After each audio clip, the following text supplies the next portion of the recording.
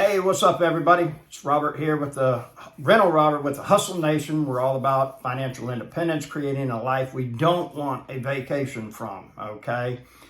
There's a myth in this country, and you got to understand the whole history, and this is all revolving around money, okay? I'm going to give you 5 things having to do with money that maybe you've thought about, maybe you've been taught about, but the vast majority of you, no, and probably don't give it any consideration as well, okay? And these are absolutely crucial to building a wealth platform for you to be able to either subsidize what you have going on or create something that is totally self-supporting to where you get to pick and choose when you go to work or how much you do work when you do go, okay? And so, first rule having to do with money is you got to make sure that you're going to trade places with the person you're taking the advice from. I know that sounds crazy, stupid. A lot of you with good common sense says that's a no-brainer, but you would be amazed at how many people will take advice from somebody that doesn't have anything that they're looking for or to do, okay? You got a lot of people out there on social media. They got this picture of them beside the Lambo. They got the Range Rover and everything, and these people ain't got a pot to piss in, okay? See it all the time. You got a lot of people that be, oh yeah, I got like 2,000 doors and everything. No, you own like 0.5% of 2,000 doors. You don't own any door outright, okay? So just be very careful. You know, you're not going to Amco Transmission and say, I got this problem right here with my heart. Starts beating too much and then slows down. You're not going there, okay? Don't go talk to broke people about financial advice. Now, here's the thing. Do they have good things to say? Every now and then they sure do. What they don't have is sincerity, authenticity, and conviction. Why? Because they're broke, okay? Regardless of what they tell you, they don't actually believe it for themselves internally. Otherwise, they would be in that position that they're trying to tell you this is the way to do it, okay? I don't make the rules, folks, but what I do have to do is acknowledge that they exist, okay? Figure out if they apply to me, and then put them into action, all right? So there you have it, all right? Biggest thing, don't take advice, financial advice from people that are broke. I had a buddy of mine. Man, I can tell you about marriage and everything like that. And I was like, no, you can't. He said, oh yeah, man, I've been married 7 times. I said, no, you're an expert on divorce. You're not an expert on marriage. You know, at the time, my parents, dad was still alive. They'd been married 47 years. I was like, I'll go talk to my parents. They've been married 47 years. He kind of gave me that look. And I'm like, you know how to get divorced. You don't know how to stay married. You're not an expert on marriage. You might be an expert on weddings. You've had 7 of them, you know, so just keeping it real, folks. Just keeping it real, okay? Very first thing that you need to do is you need to get a minimum of 10 grand saved up. That was the hardest amount of money I ever made in my life.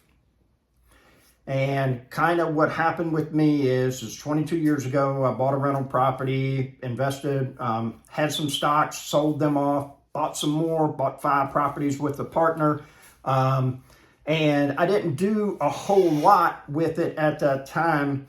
The first person, well, not the first person, but I let somebody live in that rental property for 7 years, and all they did was make the payment for me. I was real ignorant about it. There wasn't this bigger pockets thing going on. There weren't a whole lot of people to go and talk to as far as, you know, what's cash flow? How do you figure this out? How do you figure that out and everything? Guess what? I still bought a property, okay?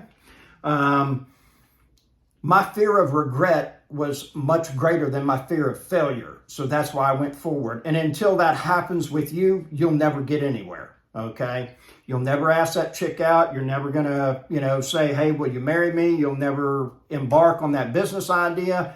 It's the craziest thing. People will contact me and say, I want to get into real estate. Should I open up an LLC? No, you should buy a property. That's what you should do. You should buy a property. Get in the game, okay? Get your feet wet, you know. Figure out what it is to put on a new roof. Figure out what it is to have to pay for a new air conditioning. Figure out how to repair leaky sinks and faucets and this and that and everything. Get in the game. Don't worry about that stuff until you have something to lose, because all that's trying to protect you. That's it, okay? But the thing is you need to get that 10 grand, because once you have put 10 grand together, okay, you will start to understand exactly what I'm talking about. Because what happened with me is I had a small handyman business that started turning into a construction business, and people went from, can you change out this, vanity, to can you change, redo my whole bathroom. And so I got employees, and, it all started out of a little 1997 Mazda extended cab truck, had a little job box in the back, and this business grew. I had to carry more tools, bought a little trailer, still got the truck today. It runs great. It got 190,000 miles on it. There's no sense in selling it because it only costs $40 a month in insurance to keep on it.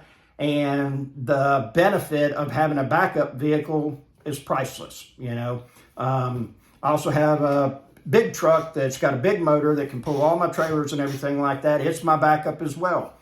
If my truck goes down, guess what? I'm down for about 2 hours because I'm swapping over stuff, and then I get the other truck going, and boom, there you have it, okay? Thing about it is you have to learn discipline in this wealth game, okay? It doesn't happen overnight, and generally speaking, it's not like you're going to win the lottery all at one time, okay? And unfortunately, the vast majority of people that do that, they're broke within 5 years because they don't, actually have a concept of money, because it comes real easy, real fast. It's not like they're making $5 an hour for every hour that they're out there, okay? When you're starting to stack cash little by little over time, okay, it has a value to you. That $10,000 was the hardest money I ever made, and I would get close. It'd be like I'd be at $8,500, and I knew there was a check coming in, and I was like, it's going to be over 10 grand. And then it'd go over 10 grand. Then payroll would hit, and man, we're back down here. And then it would go over 10 grand, and then I got to go buy $2,000 worth of paint, and everything. And I mean, it just kept going back and forth. And I didn't even realize that it happened, but it went over 10 grand and it stayed. And we did not go back this way. So you got to learn that discipline, and it's very important to understand your numbers. One of the richest people in the world, Tillman Fertitta, his motto is know your numbers. Keep track of everything that's going on in your business. I highly recommend it, because that's the matrix that we keep score in this game, okay? It's all about the numbers. So you get that 10 grand going. After that, let's start talking about investments. There's only two ways that you're going to build wealth. And you're either going to invest in dividend-paying stocks, or you're going to invest in real estate. Regardless, both of those are something that you buy one time that continues to pay you, okay? You get dividends monthly, quarterly, maybe yearly, whatever it is. And then real estate, you can buy it. And then, I bought that house 22 years ago, my first rental, and I'm still getting paid on it.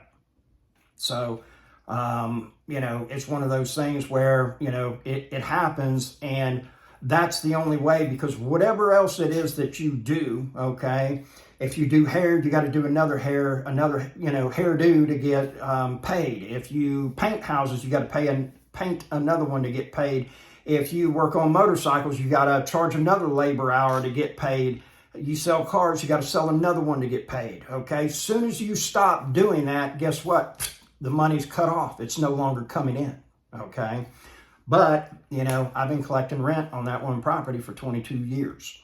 It's almost at the point where I'm going to have to cut it loose because the depreciation is almost gone. So, there's a whole nother topic about having to do with real estate taxes, holding on to your money, okay? The easiest thing that you're going to do is make money, all right, by far, and having to do with that 10 grand, if you're making a commitment to no longer be in the same situation that you are, you're going to break that generational curse of, hey, my family's only been at this line, we're never getting forward, we're never going to get out of this, we're never going to get out of the projects, never get out of the trailer park, whatever it is, okay? Make yourself a commitment, 2 years, 10 grand. Some of y'all are saying, what the hell? Okay, it ain't that hard to make an extra $500 a month. a couple weekends doing some Ubering, doing some DoorDash, delivering groceries from Walmart.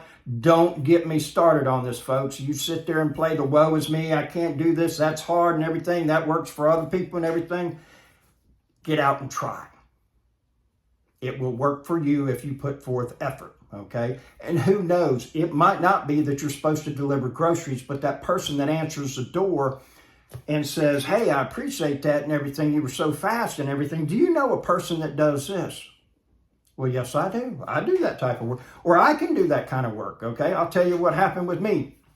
I was turning into my neighborhood. I saw some guys putting up a gutter on a neighbor's house, and I said, hey, come down and give me an estimate. We'll be down there in 45 minutes. Not a problem. They showed up, got an estimate, said, do me a favor, go ahead and do it. We'll be out in a couple days. Let me ask you this, man. What's the price if I sell a gutter to somebody? What would be my price? He told me, and I said, so anything above that I collect the money, I pay you, then I get to keep it. He said, yes. Guess what? Robert was in the gutter business. It was that easy, okay? That just blows people away, saying, I would have never thought about that. I get it, okay? But there's opportunities all around. There's been millions of dollars flowing right on this camera as you and I have been speaking, and it's your job to go out there and take it, okay? There's only one thing on earth that we have more of than money, and that's water. Go out there and get it, folks. It's not that difficult, okay? What ends up happening is once you start putting money, and this game is going to suck for about 5 years. It really will, okay? Your first 3 rental properties is going to suck. Your first, 30,000 in the market's going to suck. And it's going to go, and then it's going to get to a point where the velocity of money starts to take hold, and it's going to be a rocket ship, And 3.5 years ago, I had 19 properties. I got over 30 now, all right? I put out on social media, I was going to increase my monthly income by, I think, 5,000, and I was going to increase my net worth by $1 million. Within 5 minutes, a friend of mine called me and said, what can I do to help you? He didn't say, I can help, but loan you no money. He just said, what can I do to help you? And the only thing I could figure to ask of him was, just help keep me accountable. Keep asking me, what am I doing? Such a blessing to have that, So here's the thing. That velocity of money will start to take place and everything. Get those investments, get that 10 grand and everything like that. The biggest thing is to make sure of the fees. Like you get into some of these mutual funds, or you go and talk to a financial advisor, ask them, how much is it costing me for you to hold my money? Okay? Because they are using your money to make more money, all right? And then they want to charge you money for holding on to your money while they can make more money with it. Sounds like a scam. You're just paying for somebody else to have knowledge that you don't want to go out and learn yourself, okay? So check and make sure on those fees, because over 30 years, you've given up a couple $1 million. That certainly makes a big difference, okay? Another rarely talked about topic having to do with money is leverage, okay? And quite simply, it's this. You bag groceries at the supermarket. All you got to do is make sure you put the eggs on top, the bread on top, don't crush it and everything. You solve a small problem. You get 10, 12, 15, 18 bucks an hour, wherever you work at, whatever part of the country and everything. But basically, that's a minimum wage job, okay? If you're able to keep somebody alive and take a heart and put inside of somebody, jumpstart it, get it working, and do a heart transplant for somebody, you might make $20,000 an hour as opposed to the minimum wage guy. The bigger the problem you solve, the more money you're going to get paid, okay? And sometimes the problem that somebody has is they don't have any money. So then you make them a loan. And what ends up happening is that you get paid back interest. And so for you to be disciplined and focused and holding on to your money, then you have the ability to enable somebody else to make some money, and you get paid in the meantime, okay? I've done 2 owner finance properties. I bought the properties, paid cash for them outright, got down payments on them, and now I got notes on them for the next 30 years. And I don't have to do any maintenance on them. The roof goes, it's not my problem. All I do is walk out to the mailbox at the first of the month. There's a check, okay? Now, there's a flip side to it. My payments don't go up. If I held it as a rental, rent always goes up.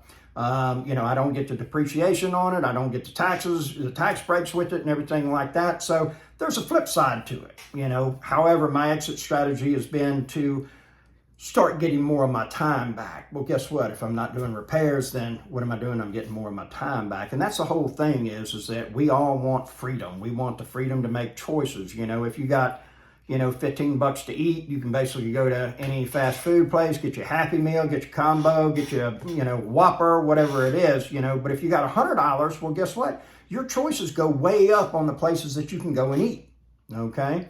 Doesn't mean that you have to go spend the full 100 on a meal, but you have that choice. Or you can go to fast food like 5 times in a row on that $100, But you see what I'm saying is that you get the freedom to choose as opposed to if you only got $15, your choices are very limited, And so the thing is that everybody that I have met that I want to trade places with, it's really not about the money. It's about the person that we become on the way to getting the money, but then it's about having the freedom that the money enables us to have because of it being there in our life. And the thing about it is that people will tell you money's bad, people will tell you rich people suck and everything, and I have never heard any one of those people that has been a self-made person that has made a bunch of money and then said, you know what, this was a terrible thing, it was a horrible idea, I can't believe that I did this, it was wrong. This was wrong of me to do this. I haven't heard it, okay?